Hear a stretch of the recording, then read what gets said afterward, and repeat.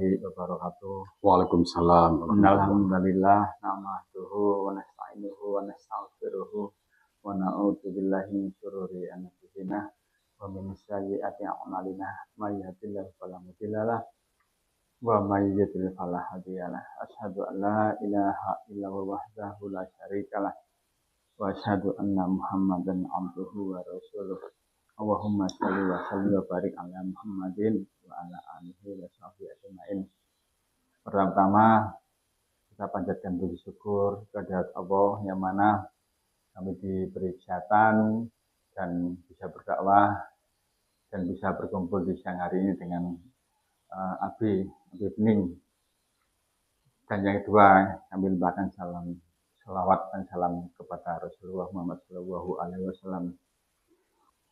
Nah, memang selama ini Yayasan Pembina Mu'allafat Tauhid itu beda kejamaan dengan organisasi lain. Tapi maaf, yayasan di sini kejamaan ini adalah mengutamakan ukhuwah Islamiyah. Abi, kira-kira betul ya topik pada siang hari ini kejamaahnya. Mungkin nanti Abi bisa menjelaskan yang lain, apa yang kontra dengan kejamahan kita. Kenapa kok Yayasan Pembina Mu'allaf itu memilih yang seperti ini? Abi nanti bisa jelaskan ini. Monggo, Abi. Bismillahirrahmanirrahim. Assalamualaikum warahmatullahi wabarakatuh. Alhamdulillah binikmatil Islam wal iman wassalatu wassalamu ala Rasulillah. Begini Ustaz ya. Jemaah YPM ini baru lahir. Untuk itu bahkan kadang-kadang jemaah satu dengan jemaah yang lainnya itu terjadi saling membuntu, saling menghadang.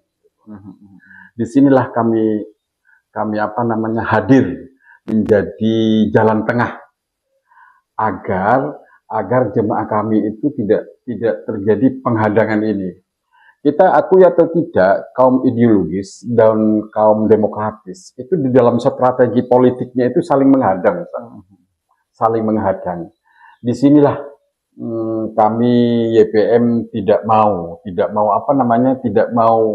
terjadi benturan. Mengapa demikian? Karena bagi kami, bagi YPM adalah tegaknya kepemimpinan khalifah dan khilafah itu harus melalui konsep-konsep ukhuwah Islamiyah, gitu. Harus, gitu. Karena jangankan kekuasaan di bumi, surga itu tegak, damai. Itu karena Allah menanamkan ikhwanan, perasaan ditanamkan, dipatrikan di dalam diri masing-masing warga surga itu untuk ikhwanan, untuk bersaudara. Nah, ini ada konsepnya di dalam Al-Qur'an itu. Contohnya saja ya. Kita buka surat Surat 5 Al-Maidah nih, Ustaz ya. Al-Maidah ayat 12.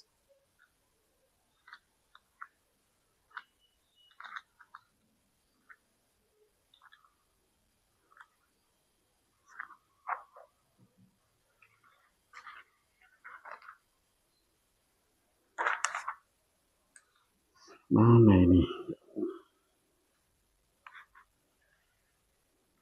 Ini. A'udzubillahi minasyaitonirrajim. Bismillahirrahmanirrahim. Wa laqad ahadallahu mitsaqah Bani Israil wa ba'atsna minhum ithnai asyara naqiban. Dan sungguh-sungguh akhadah itu fi'il madhi.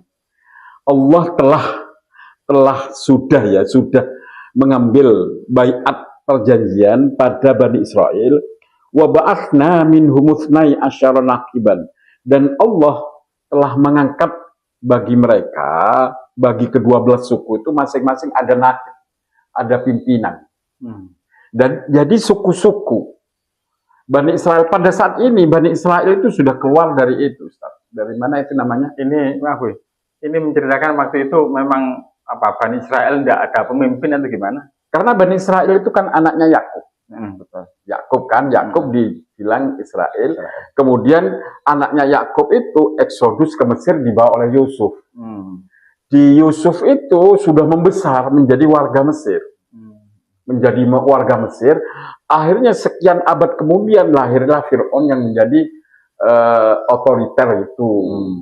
Kekuasaan otoriter, dan Bani Israel di Mesir itu dijadikan warga negara kelas 2. Akhirnya Allah mengutus siapa namanya? Moses ya, Musa alaihissalam untuk membawa Israel yang di Mesir itu untuk eksodus ke Palestina. Dan itu jutaan, Ustaz. Nah, karena jutaan itu, maka perlu setiap suku itu ada nakib, ada kepemimpinan. Nah, ini ditiru oleh Amerika. Nah, ini ditiru Amerika. Amerika itu setiap suku nasionalis ya, nasionalis itu kesukuan, nasionalisme, ajaran kesukuan itu dibentuk memang gitu. Tapi setiap suku itu nanti setiap kepala suku, setiap kepala negara bagian itu disatukan kembali. Makanya Amerika itu negara termasuk yang bersistem negara apa namanya? Negara bagian. Negara bagian. Negara 50 ya. Berarti Amerika itu otomatis mempraktekkan khilafah kalau gitu. Nah iya, konsep-konsep kepemimpinan melalui bagian-bagiannya itu, sukunya itu NATO itu. Iya, kalau itu aliansi militernya. Jadi NATO, Amerika, PBB itu sebenarnya konsep ajaran Al-Quran yang mereka curi, adopsi. Karena begini, semua orang, kalangan intelektual Muslim dan non-Muslim mengetahui bahwa kejayaan Barat, peradaban Barat saat ini yang maju itu karena mengadopsi peradaban khilafah di masa lalu. Kemudian peradaban Yunani dan penelitian-penelitian yang mereka buat, sehingga mereka berjaya saat ini. Termasuk cara membentuk suatu negara. Nah, kemudian ya kita lihat setelah ada nakib itu Ustaz, di era Saul, Saul itu bahasa apa namanya, bahasa Al-Quran itu Tolut. Nah, kita buka Al-Quran surat apa namanya? Surat Al-Baqarah, Ustaz. Surat Al-Baqarah ayat 246. A'udzubillahi minasyaitonirrajim. Alam tara ilal mala'i min bani Israil min ba'di Musa. Ini udah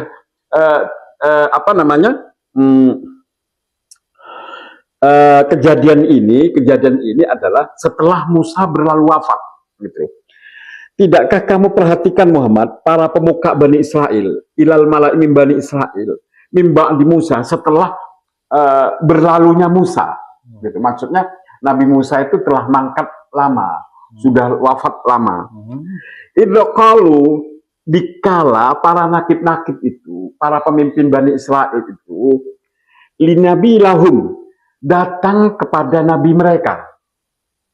Jadi para nakib itu datang setelah mereka berukhuwah, sepakat tentunya ya, sesungguhnya nakib Bani Israel, kepala suku Bani Israel itu yang namanya nakib itu datang kepada nabi mereka. Kemudian mereka bilang, ib'asna linabi lahumu ba'as, kalau disambung, ib'as lana malikan, angkatlah bagi kami pemimpin satu. Jadi 12 suku itu akhirnya mengangkat satu malik, satu raja. Malikan itu raja bagi kami. Nah ini kan iya Ustaz. Amerika itu 50 negara bagian itu diangkat satu pimpinan yang bernama Presiden Donald Trump sekarang. Iya. Kemudian sekarang justru Trump itu mengusulkan agar Kanada itu juga ikut. Jadi kalau Kanada ini bisa dirayu menjadi negara Amerika, maka termasuk negara bagian Amerika. Lah para nakib itu, sebenarnya umat Islam begitu, tidak masalah. Itu kita ada Saudi Arabia, gitu. Di dalam karena begini, di dalam Al-Quran itu Al-Hujarat, innamal mu'minuna ikhwatun, ya Ustaz, betul ya. Ikhwatun. Innama itu kafah wa makfufah. Jadi siapapun yang beriman itu adalah saudara, Ustaz. Tidak peduli dia suku apa, gitu. Bisa kita, oleh karena itulah Rasulullah bersabda, ikhwan itu persaudaraan kita itu kal sajadil wahid. Lah kal sajadil wahid, insya Allah nanti menjadi akan kal hilafatul wahid. Karena akan butuh, gitu loh. Jadi di sini ada,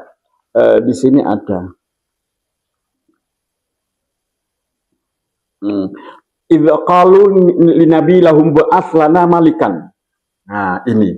Jadi di sini siapa para nakib itu minta agar ada satu kerajaan yang merajai perkumpulan suku-suku di Bani Israel itu. Ini persis sama dengan Amerika, Ustaz. Dan PBB yang juga. Diangkat Bani Israel apa? Tolut tadi. Iya, Tolut itu kan diangkat. Akhirnya ini, Ustaz. Tujuannya mengangkat itu apa? Mengangkat itu di sini tujuannya Bani Israel itu nakib-nakib suku-suku Bani Israel itu mengangkat minta satu apa namanya? Satu pemimpinan di antara nakib itu. Tujuannya apa? Qala, mereka berkata, hal asaitum in kutiba alaikumul qital alla nuqatil. Memimpin kami untuk melakukan perang, gitu loh. Perang fisabilillah. Nah, ini malikan nuqatil fisabilillah, agar pemimpin kami itu memimpin perang di jalan Allah, nuqatil fisabilillah. Qala hal asaitum, ini qala, kemudian siapa namanya, nabi mereka itu berkata, hal asaitum in kutiba alaikumul qital alla tuqatilu. Adakah nanti apabila in kutiba diwajibkan bagi kalian untuk berperang, alla tuqatilu. Alla tuqatilu, kamu tidak berperang. Jadi di sini adalah yang terpaling penting itu keberadaan satu pimpinan itu adalah nuqatil fisabilillah, agar terjadi satu kepemimpinan di dalam berperang di jalan Allah. Lah, karena perang ini kan peradaban, Ustaz. Ya. Perang ini bukan Islam fiddin, tapi Islam dalam tamadun fiddin. Lah, untuk itu perang ini, kalau dulu perangnya kan fisik ya. Fisik. Iya. Bawa pedang, bawa tombak, bawa kuda. Sekarang perang ini udah melebar. Orang kafir itu di medan-medan tertentu dia tidak bawa pedang, tapi bawa propaganda, bawa intrik, bawa apa namanya, politik, bawa adu domba, satu dijunjung, satu diinjak, kemudian fitnah dan lain sebagainya, semacam apa ghazwul fikrih gitu. Nah, disinilah umat Islam harus tahu, gitu. Harus pandai, harus bisa menghadapi ghazwul fikr ini, gitu. Yang terpenting itu nuqatil fisabilillah ini. Nah, sekarang ini kan tidak ada kepemimpinan kita. Jamaah YPM ini dalam perang pemikirannya kita dipimpin oleh seorang pimpinan yang kita sering panggil Amir, Amir Habibullah. Saya kadang-kadang lupa nama beliau itu, Amir. Nah, di sinilah Ustaz. Nah, menuju ke sini gitu. Nanti apabila ada lagi suku jamaah-jamaah itu bisa bersatu bersama. Nah kan bagi saya ini Ustaz, bagi YPM, umat Islam ini sebenarnya tidak berpecah belah. Sataftariqu ummati ala salasatin wa sab'ina firqatan itu nanti dulu kita berbahas. Yang terpenting menurut saya, umat Islam ini sebenarnya tidak berpecah belah. Hanya berbeda dalam pemahaman dan pemikiran. Nah, YPM mengajak umat Islam untuk mengukuhkan perbedaan pemahaman dan pemikiran tersebut. Gitu, Ustaz. Jadi Muhammadiyah dan NU itu sama, tidak berbeda, tidak ada beda, agamanya sama, sholatnya sama, kiblatnya sama, kitab sucinya sama, Tuhan dan nabinya sama. Ya, Gimana ini? Kalau Abi tadi Muhammadiyah, NU, yang lain ini sama. Yang beda apanya itu? yang berbeda kan produk pemikirannya, ijtihadiyahnya, dan yang berbeda furu'iyahnya, cabang-cabang agama. Yang berbeda pemaknaan dalam madaniyahnya, gitu. YPM juga seperti itu ya? YPM perbedaan itu karena gini, ada warga YPM itu jamaah YPM dari Muhammadiyah, ada yang dari NU, bisa kami ukhuwahkan, gitu. Nah inilah kami berjuang memperjuangkan konsep-konsep jemaah ini agar umat Islam ini nilai-nilai ukhuwah itu bisa diamalkan. Ini ya Bi, dulu Muhammadiyah, NU itu juga paling berperan di dalam kemerdekaan Republik Indonesia. Ada pemuda-pemuda Muhammadiyah dulu, pemuda-pemuda NU, sehingga bersatu untuk melawan penjajah, baik dari segi fisik dan pemikiran. Ini saya mau tanya, Abi. Kalau Abi ngomong-ngomong itu, saya rasa karena ada yang lain gitu loh. Ini ada beberapa yang kaum khilafah yang lainnya, ya mungkin seperti Hizbus Tahrir ya, Hizbus Tahrir Indonesia misalnya, atau Khilafatul Muslimin, atau yang lain-lainnya. Itu kalau dilihat kayaknya itu anti nasionalisme. Sedangkan kalau sudah jelas kalau Muhammadiyah NU dulu memang berjuang untuk kemerdekaan kan gitu ya. Memang pemikiran-pemikiran ya sama, memang kita dilarikan dari sana.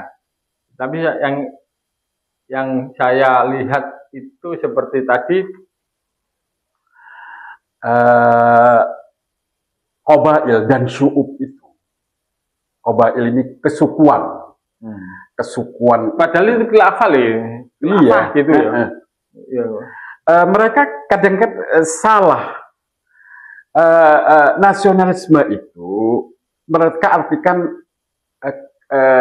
kaunifisme. Kaunifisme sama nasionalisme itu sama, Ustaz. Hampir sama. Cuman kalau kaunifis itu kaunifis itu lebih apa namanya? Lebih kepada asobiyahnya. Tetapi Al-Qur'an itu tidak masalah kok. Nasionalisme itu tidak masalah. Al-Qur'an itu di surat Al-Hujurat itu juga ditegaskan. Aku ciptakan kalian bersuku-suku, qabail, syu'ubah wa qabail. Bersuku-suku, bernasional, bersuku-suku, berbangsa-bangsa. Lita'arofu, gitu. Lita'arofunya umat Islam itu ya tentu ukhuwah, agar kalian saling mengenal. Jadi kalau pembangunan lita'arofu itu, kalau kita ta'aruf ya, menginginkan seorang wanita, kita ta'aruf gitu loh. Ta'aruf, maka konsep-konsep diplomasi, konsep-konsep diskusi, konsep-konsep pendekatan secara humanistik itu perlu, karena lita'aruf itu bukan animal, nggak masalah. Lagian Allah Subhanahu wa Ta'ala sudah saya jelaskan tadi bahwa suku-suku di Bani Israel itu yang besar, satu suku itu besar, Ustaz. Sampai menjadi semacam wilayah begitu. Karena di era Tolut, di era Saul, kalau Bibelnya itu Saul itu. Dari era Musa sampai Saul ini berabad-abad lamanya, apalagi sampai di era Yusuf. Itu sekitar mungkin 700 tahun, 7 abad. Kalau tidak lebih, wallahu alam, nanti dihitung sendiri. Ini berarti diperkirakan waktu saya lihat film itu, eksodusnya orang Yahudi di Mesir, dari Mesir ke Palestina itu berjumlah sekitar 2 juta. Di era Musa, ini di era Saul. Oleh karena itulah setiap suku-suku di Bani Israel itu ada nakib. Dan suku-suku nasional ini dibentuk menjadi satu kepemimpinan, yaitu khilafah. Dan Saul ini kan diteruskan oleh Daud. Dan Daud itu digelari oleh Allah, inni ja'ilum fil ardi, ya Daud, inni ja'ilum fil ardi khalifah. Wahai Daud, aku menjadikan engkau khalifah di bumi. Sekalipun dalam konteks-konteks tertentu, dalam ayat-ayat tertentu, Allah itu menyatakan Daud itu sebagai malik, raja.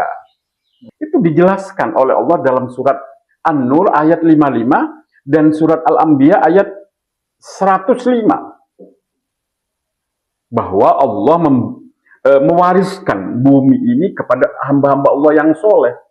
Jadi kalau nanti khilafah tegak, yang mengataskan khilafahnya Allah, ini khilafahnya Allah, tapi tidak dibangun dengan pondasi iman dan amal soleh, maka itu bukan khilafah yang Allah janjikan. Nah, inilah berbahaya. Ciri-cirinya tadi itu, ukhuwah itu ya. Iya, kita harus membangun ukhuwah karena iman dan amal soleh. Kalau di hadis Abu Daud,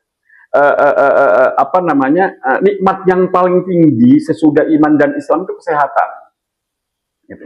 Tetapi di dalam Al-Quran, nikmat yang paling tinggi setelah iman dan Islam itu adalah fa'asbahtum binikmati ikhwanan. Maka aku anugerahkan kepada umat Islam itu kalian fa'asbahtum dengan nikmat persaudaraan. Nikmat persaudaraan ini harus diperjuangkan. Jadi mereka itu tidak bisa mengukhwahkan. Artinya ukhuwah itu kalau menurut Rasulullah kalbunyan. Bukan hanya kal jasadil wahid. Kalbunyan itu saling mengokohkan, saling menopang, saling menguatkan. Nah sekarang yang anti demokrasi dengan yang pro demokrasi saling menguatkan itu dari mana? Tidak tercipta. Kalbunyanun itu tidak tercipta. Tetapi tidak menguji YPM bisa kalbunyanun kepada mereka dengan siapapun. Satu misal HTI mau mengisi pengajian di YPM, monggo silahkan. Kaum demokratis PKS ya mau mengisi pengajian di YPM, monggo silahkan. Tapi sementara ini kan tidak. Satu misal masjidnya A tidak bisa diisi kajian karena mereka menganggap bahwa nanti ini berbeda. Padahal perbedaan antara NU dan Muhammadiyah itu hanya perbedaan pemahaman dan pemikiran dan mazhab saja, gitu Ustaz. Di mana masjid itu kajian NU masuk. Gitu. Kajian Muhammadiyah boleh ngisi, Salafi boleh ngisi. Gitu. Dan masjid itu diperuntukkan pada semua umat Islam. Tetapi ada masjid yang dikelola oleh Pemkop. Ini dimonopoli oleh pemahaman tertentu. Nah, ini juga menurut saya ini janganlah. Jadi sebenarnya saya serukan kepada saudara saya di NU dan Muhammadiyah tidak berbeda. Nggak ada. Hanya berbeda pemahaman dan pemikiran. Perbedaan pemahaman itu dan pemikiran itu termasuk di dalam perbedaan mazhab. Sebenarnya mereka itu berpikir begini, Ustaz. Seharusnya keberadaan mazhabul arba, keberadaan imam yang 4 itu menunjukkan bahwa adanya mazhab sudah selesai masalah-masalah yang furu. Jadi silahkan yang kunut, silahkan yang tidak. Gitu. Ya itu tadilah sekilas penjelasan dari Yai Bening tentang kejamaan JPM. Ternyata kejamaan JPM itu adalah mengutamakan ukhuwah Islamiyah dan ukhuwah itu adalah harga mati.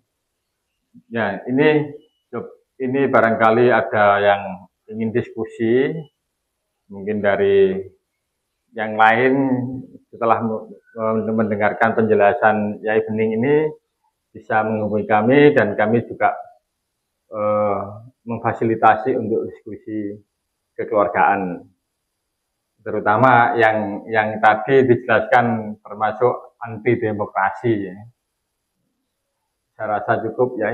Assalamualaikum warahmatullahi wabarakatuh. Waalaikumsalam warahmatullahi wabarakatuh.